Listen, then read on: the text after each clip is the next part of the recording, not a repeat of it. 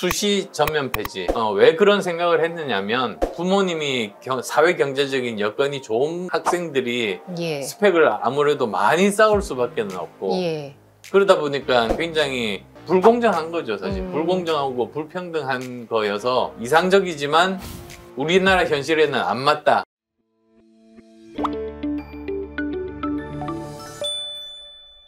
안녕하세요. 교육 고민을 대신 물어봐주는 교육대기자TV, 저는 대기자 방종임입니다. 대선을 한 달 앞둔 만큼 오늘 교육대기자TV는 대선 특집으로 준비했습니다. 국민의당 안철수 후보님을 모시고 교육 공약에 대해서 말씀 나눠보는 시간을 마련해 보도록 하겠습니다. 간단한 인사 말씀 좀 부탁드리겠습니다, 후보님. 아시다시피 저는 대학 교수 출신입니다. 교육 현장에서 학생들 가르치면서 정말로 교육의 중요성, 그 다음에 교육이 사람의 인생을 얼마나 많이 바꿀 수 있는가 그런 점들에 대해서 현장 경험을 가지고 있습니다. 그걸 바탕으로 앞으로 대한민국 교육을 어떻게 바꿔야 할지 저 나름대로 가진 생각, 철학 말씀드리도록 하겠습니다.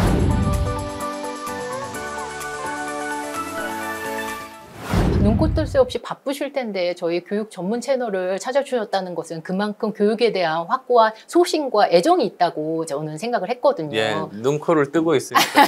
평소 교육 개혁을 굉장히 강조를 하신 바 있습니다. 네. 3프로TV나 인터뷰 채널에서도 굉장히 많이 강조를 해주셨는데요. 그 부분에 대한 설명 좀 부탁드리겠습니다. 국가의 사명, 가장 기본 중에 기본은 국민의 생명과 안전을 지키는 일이죠. 그건 너무나 당연한데요. 그 다음 두 번째로 국가가 해야 될 가장 중요한 사명이 교육입니다.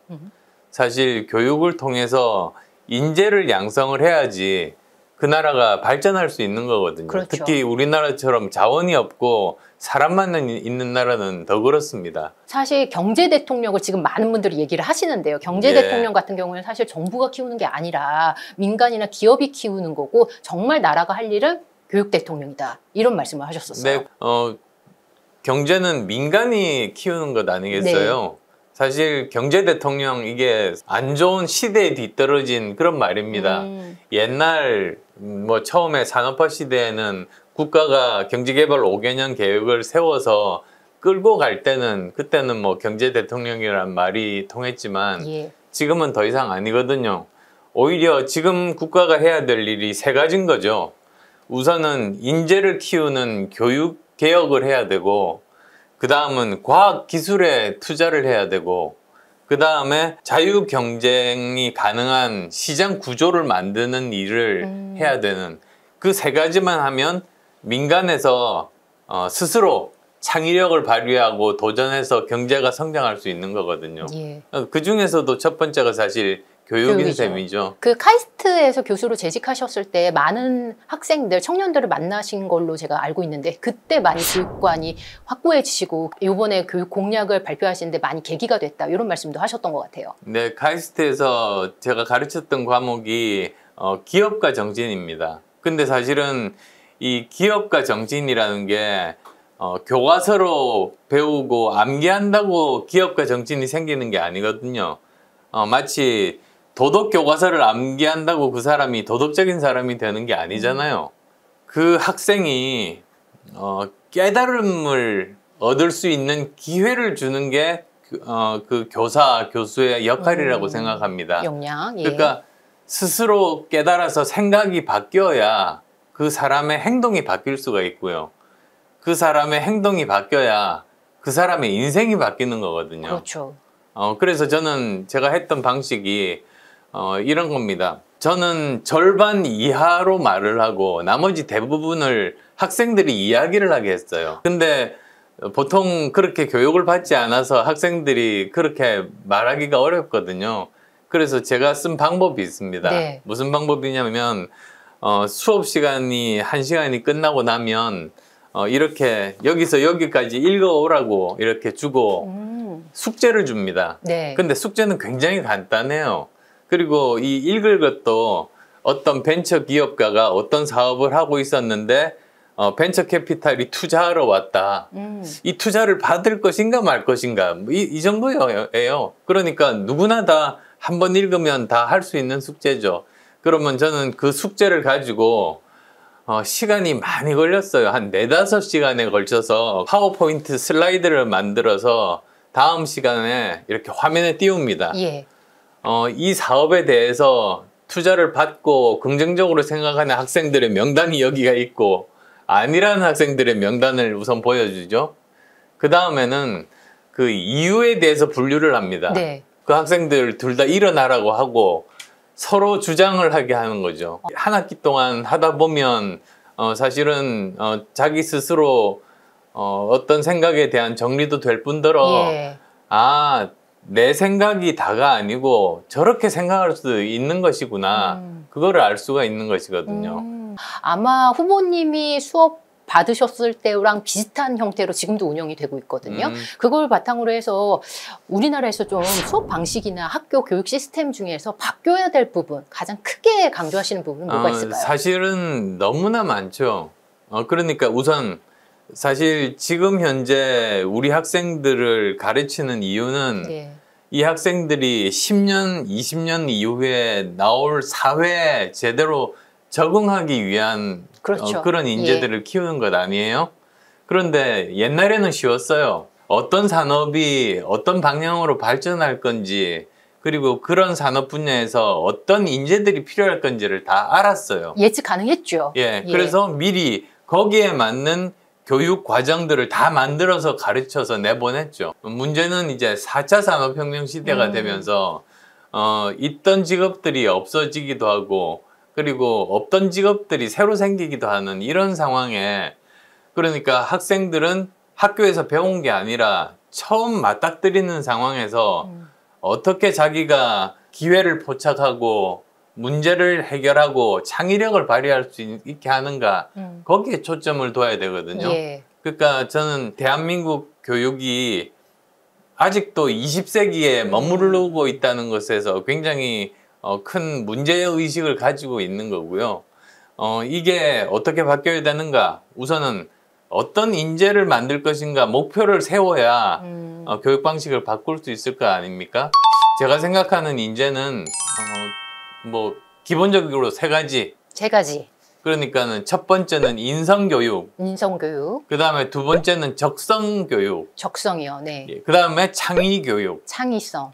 예, 그 3가지가 가장 중요해요. 그러니까 사람들이 혼자서 할 수 있는 일은 없잖아요. 예. 사실 인성이 밑받침이 돼서 다른 사람들과 함께 그 일을 할 수 있고 협업해야죠. 그리고 또 자기가 틀릴 수도 있다는 그런 열린 마음을 가지고 있는 사람은 그런 사람만이 계속 발전할 수 있는 거거든요. 적성교육은 자기에 대해서 가장 잘 모르는 사람이 자기 같아요. 예. 뭐 저 같은 경우를 예를 들어서 말씀드리면 제가 의과대학 다닐 때였어요. 다른 사람들이 저보고 그러는 거예요. 뭐 다른 직업은 모르겠지만 회사 사장하고는 정말로 안 맞는 사람이라고 거리가 멀 것 저보고 같다. 그렇게 네. 말을 했어요. 근데 뭐 저도 그렇게 생각했고 부모님, 형제, 친구, 친척 다 마찬가지였죠. 근데 결국은 제가 의사를 하면서 V3라는 백신 프로그램을 개발하셨잖아요. 동시에 7년 동안 예. 열심히 만들었어요. 새벽 3시부터 6시까지 V3 만들어서 전 국민에게 무료로 나눠주고 그 다음에 또 하루 종일 의과대학 가서 의학연구원으로서 열심히 일하고 그렇게 7년을 살다가 이제는 도저히 둘 다 못하겠더라고요. 예. 왜냐하면 바이러스가 2배씩 늘어나니까 하루 3시간으로 감당이 안 되는 거예요. 1년 고민했습니다. 네. 그러다가 결정한 게 의사는 저 말고도 많지만 백신 만드는 사람은 저밖에 없고 예. 우리 사회에 꼭 필요한 역할이니까 내가 만약에 이런 경영을 할 기회를 가지지 못했다면 나라는 사람에게 경영 능력이 있다는 것을 모르고 그냥 죽었을 것 같더라고요. 자기가 자기에게 줄 수 있는 가장 큰 선물은 자기에게 기회를 주는 거라고요. 기회를 주는 거. 자기가 편견에 사로잡혀서 예. 사실 어릴 때는 모르잖아요. 편견 때문에 막연히 이런 거 재미없어, 나한테 안 맞아, 나는 안 할 거야, 나는 이거 해야지 이렇게 해요. 사실 둘 다 경험도 없으면서. 근데 오히려 한번 시도를 해보는 것이 자신에게 기회를 주는 거라고 생각하거든요. 네. 그래서 이 기회를 교육에서 제공을 해야 된다. 예, 그래서 그런 여러 가지 다양한 경험을 통해서 자신이 누구인지, 자신의 적성이 무엇인지를 찾아주는 역할을 하는 것이 또 교육의 역할이라고 생각을 해요. 네. 그 다음 마지막으로 세 번째는 창의성인데요. 창의력 하면은 뉴턴처럼 기발함. 그냥 이렇게 사과나무 밑에 누워 있는데 갑자기 사과가 떨어지는 걸 보고 만유인력의 법칙을 갑자기 발견하는 천재가 순간적으로 번뜩이는 아이디어, 이게 창의라고 생각하는데 완전 반대입니다. 끈질기게 도전해서 실패하고 여러 번 과정 끝에 성공하는 방법을 찾으면 사람들은 그 결과만 보고 저 사람 창의적인 사람이네 이렇게 하거든요. 근데 지금 현장에서의 교육은 사실 결과만 보는 경우들이 굉장히 많잖아요.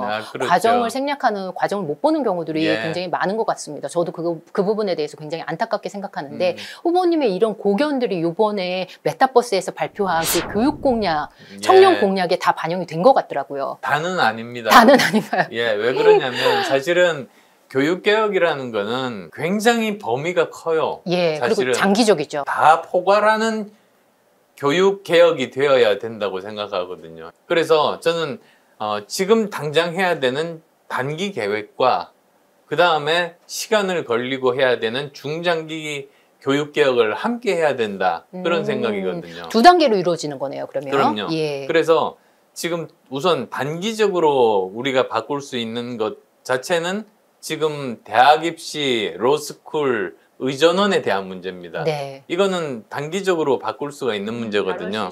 수시 전면 폐지.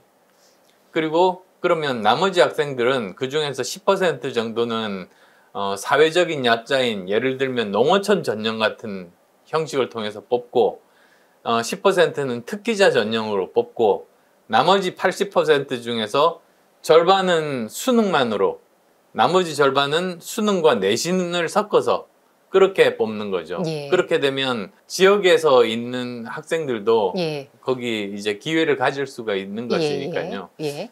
왜 그런 생각을 했느냐면 사실 교육학자들도 그렇고 이 수시라는 거 있지 않습니까? 네. 입시사정관제, 이거 참 이상적인 제도거든요.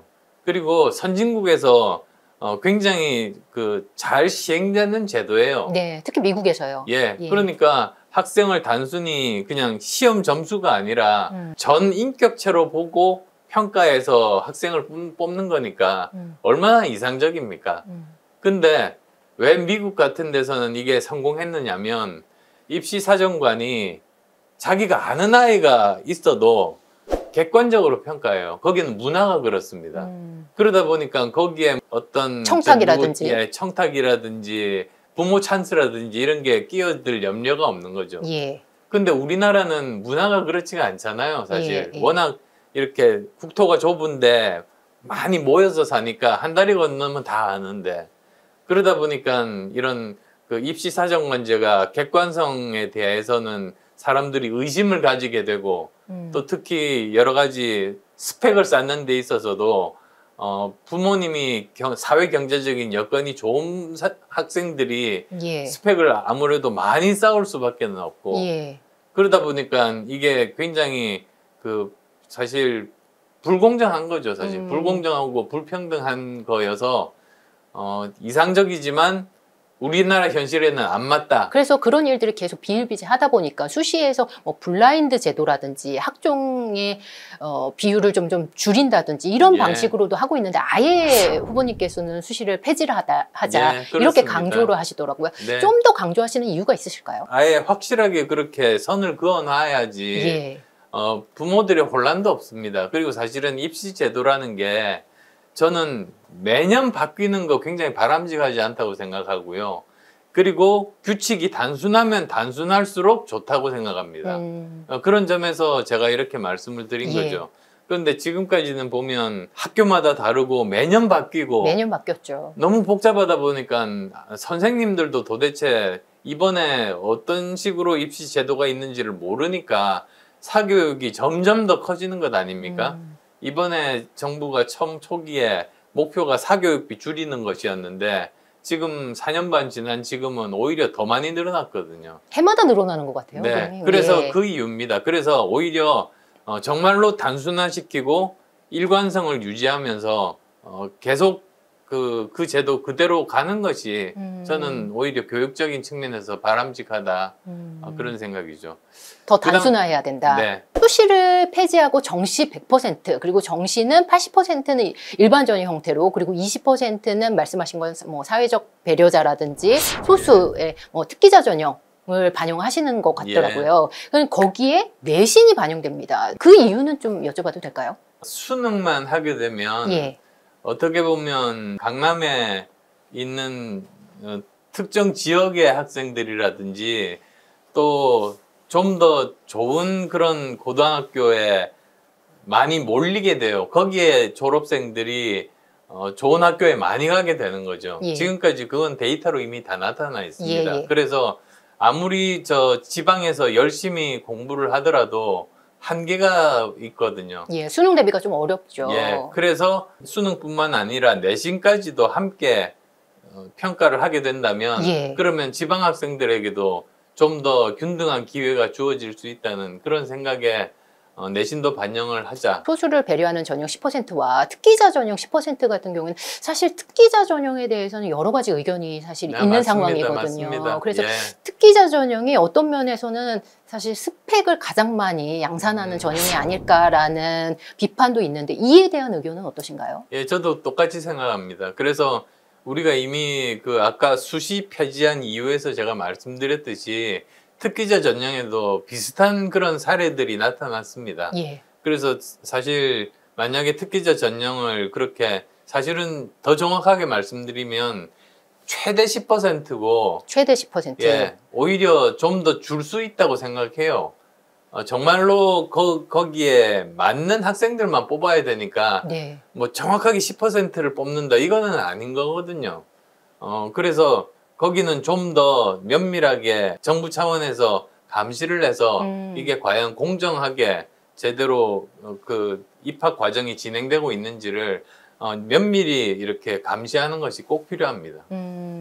입시의 공정성은 강화할 예정이다라는 예, 말씀이신 것 그렇습니다. 같아요. 그리고 수능 같은 경우에는 2번을 본다고 예, 발표를 그렇습니다. 하셨는데요. 그에 대한 의견도 좀 부탁드리겠습니다. 미국 같으면 사실은 그 SAT 같은 시험이 여러 번에 걸쳐서 보지 않습니까? 예, 1년에 뭐 7번도 예. 있더라고요. 그래서 어떤 경우에 컨디션이 안 좋을 때 뭐 안 보기도 하고 여러 번 기회가 있으니까요.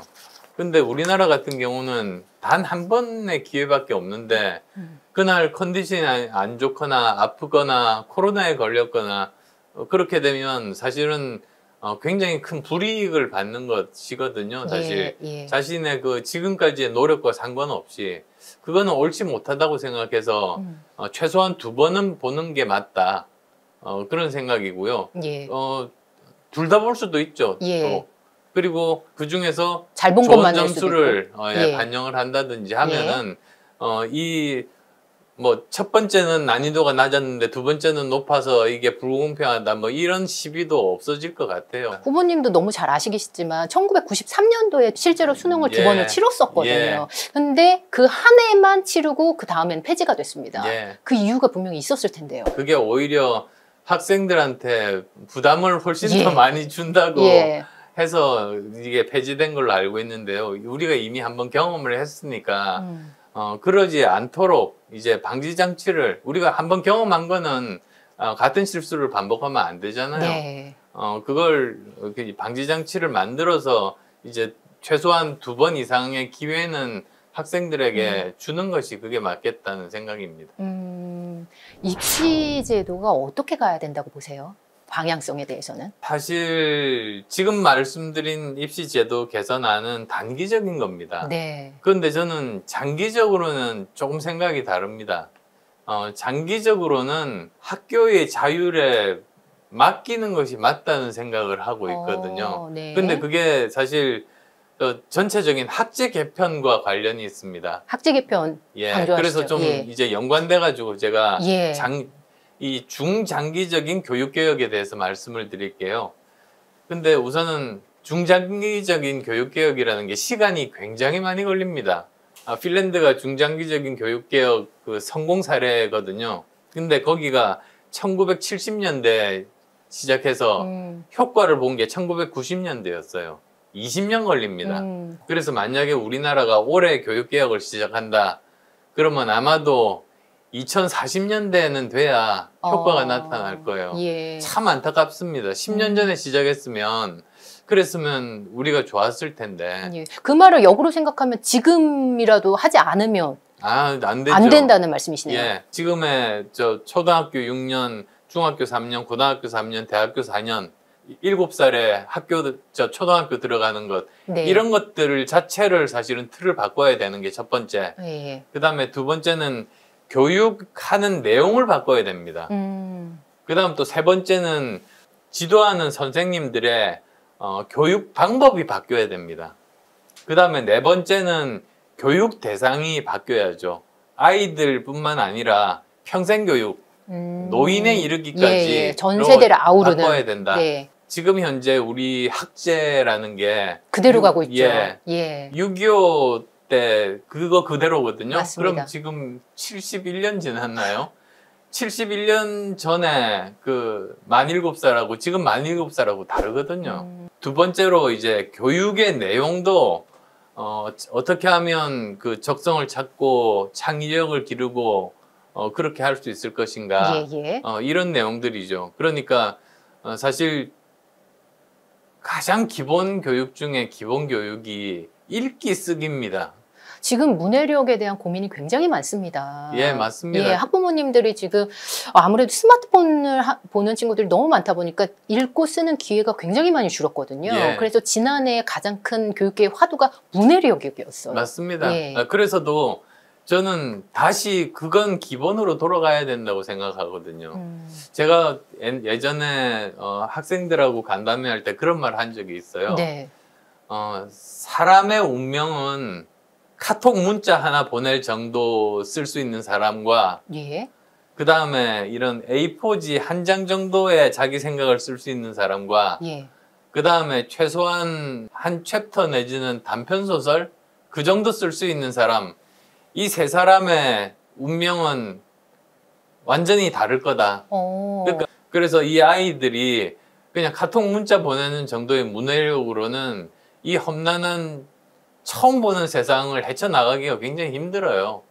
그래서 정말 최소한 A4지 한 장 정도의 자기 생각을 정리를 할 수 있거나 예. 또는 최소한 뭐 단편 소설 내지는 단편 수필 정도는 쓸 수 있는 그런 문해력을 가진 학생으로 키우는 게 저는 필수라고 생각합니다. 두 번째로는 사실 코딩 교육을 들고 싶은데요. 네. 근데 또 여기서도 사람들이 착각하는 게 코딩 교육하면 프로그래머를 키우는 교육으로 잘못 알고 있어요. 모든 학생을 프로그래머로 만들기 위해서가 아니에요. 네. 이걸 하는 이유는 이 코딩하는 것 자체는 도구예요. 예. 문제 해결 능력을 키울 수 있게 코딩을 도구로 활용하는 겁니다. 코딩을 해본 사람은 알겠지만 네. 기계가 이해할 수 있는 코딩은 완전히 사고방식을 좀 바꿔야 돼요. 그래서 이 문제 푸는 방법을 일일이 이렇게 지시를 해줘야지 이 컴퓨터가 알아서 이 문제를 풀 수가 있거든요. 그러니까 사실은 이걸 통해 가지고 프로그래머가 되기 이전에 문제 해결 능력을 가질 수 있게 되는 거죠, 사람들이. 4차 산업혁명이 화두가 된 다음에 코딩 교육이 의무화가 됐거든요. 예. 근데 1년에 17시간을 배우더라고요, 그러니까 학생들이.